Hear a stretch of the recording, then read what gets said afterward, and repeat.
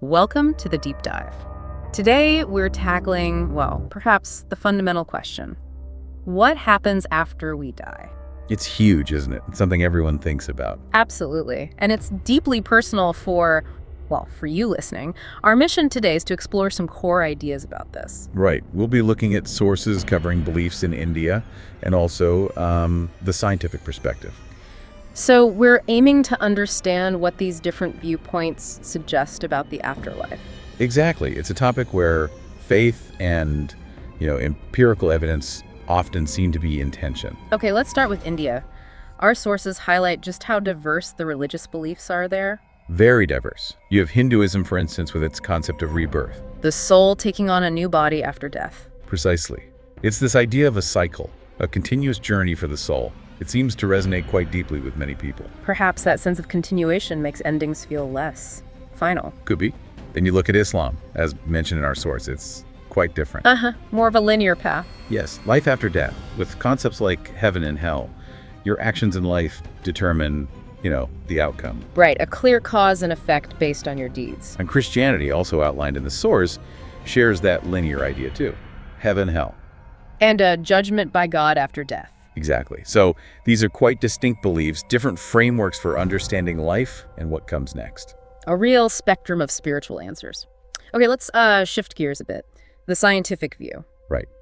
And here, the approach changes quite dramatically, as the source points out. Because it relies on what we can observe, what we can measure. Exactly. Scientifically speaking, life, biological life, it ends when the body stops functioning. And the source is clear. There's no empirical proof, no scientific evidence for consciousness continuing after that point. That's the current scientific stance, yes. No proof of life after death, in that sense. But, and this is interesting, despite that lack of scientific proof, the belief in a soul or some kind of continuation is still very widespread. It is. Which perhaps tells us something about maybe a human need for meaning, for something beyond the purely physical. It does make you wonder what kind of evidence people find truly compelling for these big questions.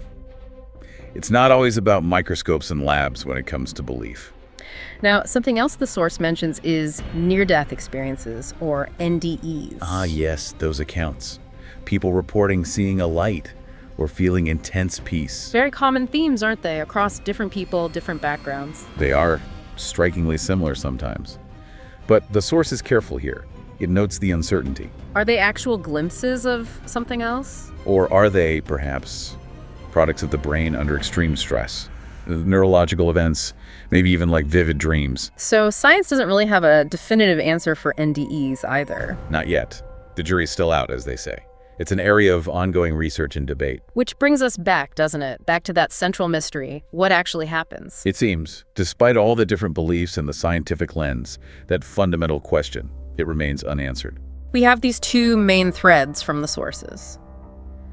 The idea of the soul continuing, common in many faiths. And the scientific view that life, as we know it, ends with the body. Two very different conclusions. And the source kind of leaves it there, suggesting it's okay not to have the answer. It is a mystery. It really underscores our fascination with our own mortality, our own existence. It certainly does. Well, thank you for joining me on this exploration today.